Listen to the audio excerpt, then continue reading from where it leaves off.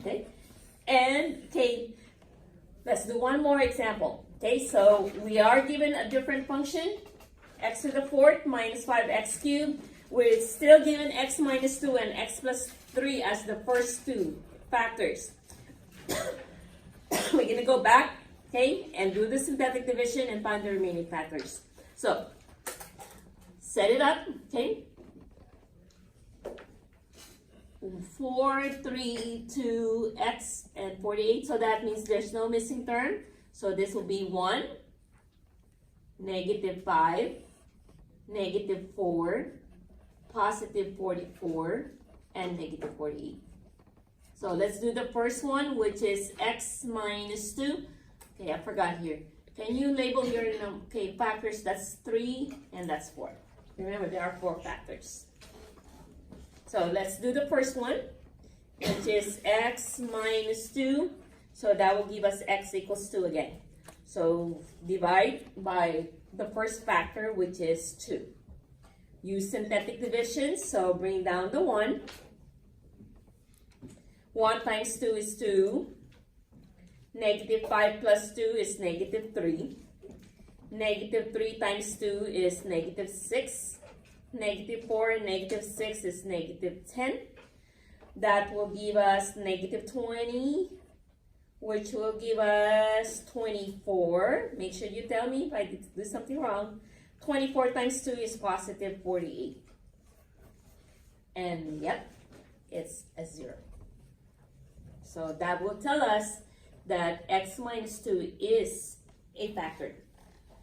So, but then we are given the second factor to show x plus 3 is the next one. So number 2, x plus 3, and that will give us negative 3. So remember what we did on the first example.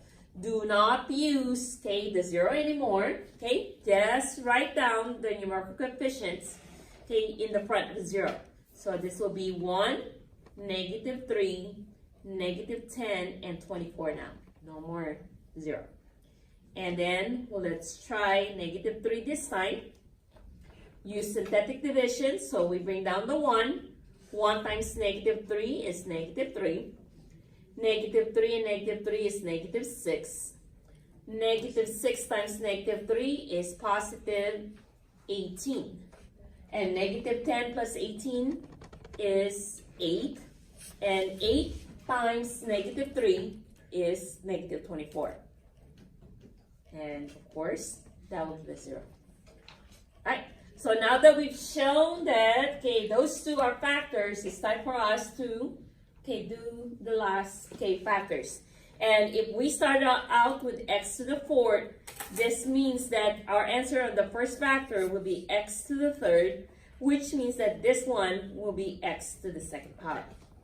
So, which means we can factor now, So, we got x down to x squared. Once you're down to x squared, you can factor, you can do quadratic formula. So, this one is just x squared minus 6x plus 8. We're going to factor, so what factors of 8 adds up to negative 6? And that would be 4 and 2. But it has to be negative 6, so negative. So, why is it x cubed? On the first one, because we started out with x to the fourth. So when you divide the first time, it's 1 down. And then when we divide it the second time, it becomes 2 down. So we're down to x squared. Alright, so this will give you negative 6 when you add. Do we need to do long division? The long way, factoring by grouping? No, right? Because the numerical coefficient is 1. So that means these two are going to be the two factors inside the parentheses, or the two numbers inside the parentheses. So one will be negative 2, so x minus 2, and the other one is x minus 4, because it's negative 4. You already found an x. Very good. There is already an x minus 2. So what do we do when they repeat? Squared. And what's the word that we use for that? The ones with the M, multiplicity. It tells us if it's odd cross or odd touch. Ooh. Okay, so this one will be touching. Very good. Okay. So now it's all you know already. Okay, what's happening? So the third one is x minus 2, and the fourth one is x minus 4. So when we write down our answers, okay, f of x is equal to, okay, when you write down your x minus 2, you're going to have to square it.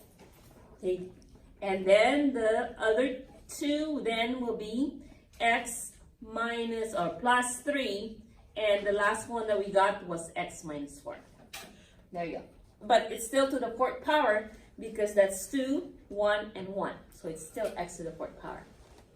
Yeah. That's why from the last lesson. Now you're getting to know the meaning of it. All right, now in the back. Okay, so next question for you now is, what if we are not given the x minus 2 and x plus 3? What if they're only giving us that and they want us to find the zeros or the factors? Of course, there is an answer, and it's the very back. Okay, this is the ultimate. Okay, the rational zero test. If we don't have, or if we're not given any of the factors, okay, then we have to find it ourselves. And the way to do that is by using what we call the rational zero test. And if you ask, okay, the former breakout students, they will always say, oh, the P over Q's, because this is what we call it, the P over Q's. Okay, the P will be the numerator, okay, which is the factor of the constant term. So this will be your P. And the Q is the one in the bottom, which will be the factors of the leading coefficient. So if you are given a polynomial, your P is the constant, the one that without the x, which is in this case, the 2. This is your P. And your Q is the leading term, the leading coefficient of the term, which is the first one that you see, which is 10. And to find all the possible zeros, in other words, okay, where instead of not having any clue on what numbers to use on the synthetic division, this will list all the possibilities so that we're not just guessing. Okay, we actually have a list to go through, in other words. So to set it up, I'm going to do P over Q's. That's why we call it P over Q's, because we always put P over Q. The P is the 2. So what are the factors of 2? What numbers do you multiply to get 2? 1 and 2. So we only have 2 choices, 1 and 2. And then in the denominator, it's always the Q, which is the first term, 10. What numbers do we multiply to get 10? 1 times 2? 2 times 5, right? So 10 is 1 times 2 and 2 times 5. Okay, put it in order already. And 10. Oh, 1 and 10. I don't know why I put 2. So this is 1 and 10. Put them in order already. So it's going to be 1, 2, 5, and 10. Okay, but that's not yet, okay, the list. Okay, so we're going to have to make the list still. The list of the possible zeros are when you divide every P by every Q. So you're going to have a list. And it can be positive or negative. I just need to make space for the answers. So the possible answers are positive and negative. Okay, and let's start dividing. So I always, okay, start from the first numerator and I divide it by every denominator. So it's going to be 1 over 1, which is 1. So it's a possibility that the 0 is 1 or negative 1, but that's not it. 1 over 2 will give us 1, positive or negative 1/2, so it can be positive 1/2 or negative 1/2 as well. It can be 1/5, 1 over 5 is 1/5, and it can be 1 over 10. But that's not it, because we still have the second factor in the numerator, which is 2. So divide again by every denominator. So it's 2 over 1, 2. Then we go to 2. 2 over 2 is 1, but we already have a 1, so don't repeat it anymore if they repeat. Then the next one is 2 over 5. Do we have 2 over 5? Nope, right? We haven't had 2 over 5, so I'm going to put plus or minus 2 over 5. And the last one is 2 over 10. If you reduce to lowest terms, 2 over 10 is 1/5. And we already have a 1/5. So that means we're done. So we have, how many possible zeros do we have? We have 2 on each one because it's a positive or a negative. So we have 2, 4, 6, 8, 10, 12. So instead of not having any clue on what they could be, we have 12 possible ones that we go to. Yeah?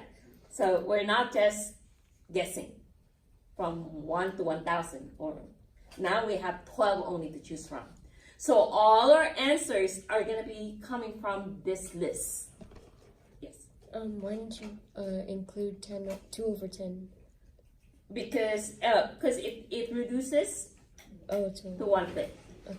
And we don't repeat it anymore if it's already there. Okay? So the answer for the list of all possible zeros then will be this list.